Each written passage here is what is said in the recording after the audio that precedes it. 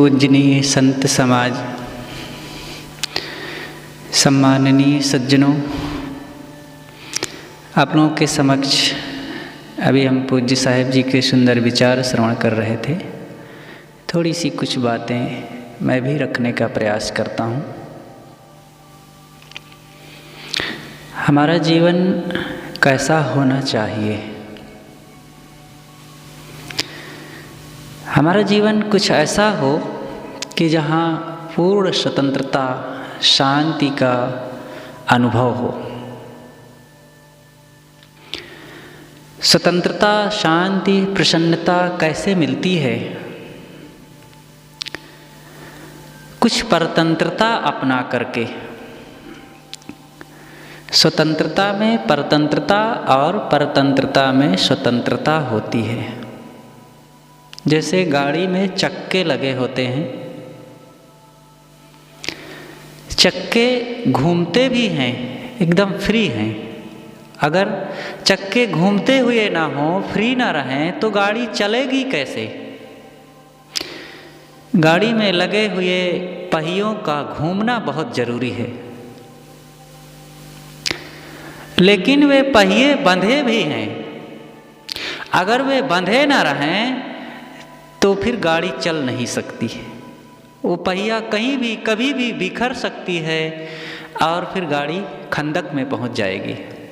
जितना मजबूती से गाड़ी में पहिए बंधे रहते हैं उतना ही गाड़ी आराम से चलती जाती है। लेकिन जितना फ्री गाड़ी रहती है, पहिए फ्री रहते हैं, उतना बढ़िया गाड़ी चलती है। तो गाड़ी के चलने में ये दोनों चीज़ साधन हैं और उसको सहायता देते हैं, बंधे रहना भी और फ्री रहना भी। ऐसे ही हमारा जीवन है। हमारे जीवन में अगर सुखी जीवन हम जीना चाहते हैं तो न्याय, नीति, सत्संग, सदाचार, माता पिता, गुरुजन, परिवार, समाज, इन सब से बंधे रहना अत्यंत आवश्यक है। जो बंधा नहीं रहेगा वह फिर बिखर जाएगा। उसका जीवन और उसका मन और उसका स्वभाव, वो सब कुछ बिखर जाता है। तो बंधे रहना आवश्यक है। जैसे गाड़ी में पहिया मजबूत नट बोल्ट से कसा हुआ होता है, तो ऐसे ही हमें गुरुजनों से, संतों से और सद्गुण सदाचार से, विवेक, विचार, वैराग्य से, न्याय, नीति से खूब मजबूती से उसकी पकड़ होनी चाहिए और इसका जीवन में पक्ष होना चाहिए। उसके लिए समर्पण होना चाहिए और हर समय, सुबह शाम और हर संध्या, हर पहर उसका स्मरण होना चाहिए कि मेरी यही मजबूती है। और फिर जितनी मजबूती से इन सब में हम कटिबद्ध रहेंगे, जुड़े रहेंगे, उतना ही फिर फ्री रहेंगे। फ्री का भी अनुभव करना है। मन मस्तिष्क में प्रसन्नता, शांति, स्वतंत्रता का अनुभव तभी होगा जब फ्री रहेंगे। इसलिए दोनों बातों को हमें समझना चाहिए। जैसे एक कुत्ता होता है और वो छुट्टा है, कहीं नहीं पाला गया है, कोई किसी के अंडर नियंत्रण में नहीं है, लेकिन वो टूक टूक के लिए भटकता है, डंडे भी खा जाता है, मार भी खाता है। लेकिन जो बंधा हुआ है किसी के घेरे में, अरे वो बैठे बैठे खाता है, भटकना नहीं पड़ता, मनचाहा खाता है। ऐसे हमारा मन है।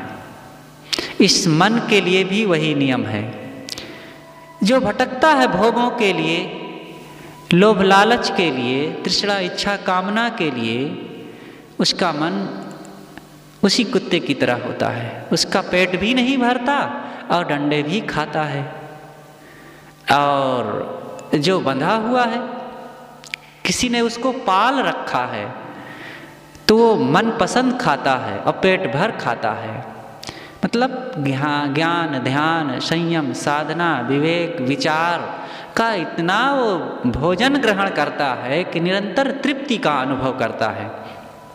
इसलिए आत्म तृप्ति रूपी सच्चे और सुखद, स्वादिष्ट, सुपाच्य और सुग्राह्य भोजन को जो ग्रहण करना चाहे उसको हमें बड़ी विनम्रता और समर्पण भाव से ग्रहण करना चाहिए। किसी ने लिखा है कि जब मैं बिक रहा था तो मुझे कोई खरीदने वाला नहीं मिल रहा था और बिना पैसे के मुझे कोई खरीदने वाला नहीं था, लेकिन गुरु ने मुझे खरीद करके अनमोल बना दिया। संसार में हम बिक रहे थे पहले और कोई ग्राहक नहीं था, लेकिन गुरु जब आ गए, उन्होंने खरीदा, तो फिर उनके खरीदने के बाद मेरी कीमत अनमोल हो गई। अब फिर उसकी कोई कीमत नहीं चुका सकता, कोई नहीं खरीद सकता। तो हम अपने जीवन को इस ढंग से बनावें जहाँ पर साधना का लक्ष्य है, ज्ञान, भक्ति और शांति का उद्देश्य होता है। वहाँ का जीवन, वहाँ की सोच और उन स्वभावों में दुनिया की कोई तुलना ही नहीं होती है। इसलिए हम सब लोग जहाँ हैं, जिस ढंग से हैं, उसमें निरंतर भक्ति और ज्ञान के भावों को भरते चलें और यही है जीवन का परिवर्तन, यही है हृदय का परिवर्तन। कहा जाता है सत्संग से हृदय परिवर्तन होता है। ये हृदय परिवर्तन स्थल है। तो क्या होता है यहाँ? कोई हृदय को बदल दिया जाता है क्या? काट करके दूसरा कोई लगा देता है? बस यही है कि यहाँ भावनाओं का बदलाव हो जाता है। जो भावनाओं में अहम था, आसक्ति थी, अहंकार था, कामनाएं, महत्वाकांक्षाएं दबोच रही थी, वहीं पर प्रेम, भक्ति, श्रद्धा, समर्पण, वैराग्य, अनासक्ति, बोध और स्थिति की भावनाएं आ गईं। बस हो गया बदलाव। यही है सज्जन और दुर्जन की पहचान। सुन काहू की बोल, साहब ने कहा सज्जन से दुर्जन भया, सुन काहू की बोल, कांसा तामा होए रहा, हता ठिकों का मोल। काहू की बोल सुन करके सज्जन दुर्जन हो जाते हैं। इसलिए सदैव वाणी का संयम, वाणी संयम पूर्वक बोले भी, लेकिन उससे ज़्यादा संयम पूर्वक सुने भी। सुनना भी बहुत जरूरी है सावधानी से, नहीं तो सुन सुन करके ऐसे ऐसे जहर आ जाते हैं अंदर कि जीवन बदल जाता है, जीवन बिगड़ जाता है।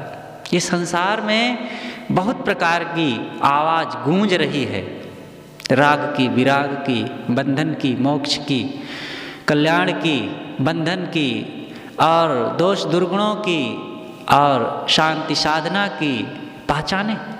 इंटरनेट है संसार, एक इंटरनेट मोबाइल के माध्यम से हम उसको ग्रहण करते हैं, और दूसरा ये मोबाइल क्या है जो समाज में है उसी को तो वो कैच करके वो हमें परोसता है।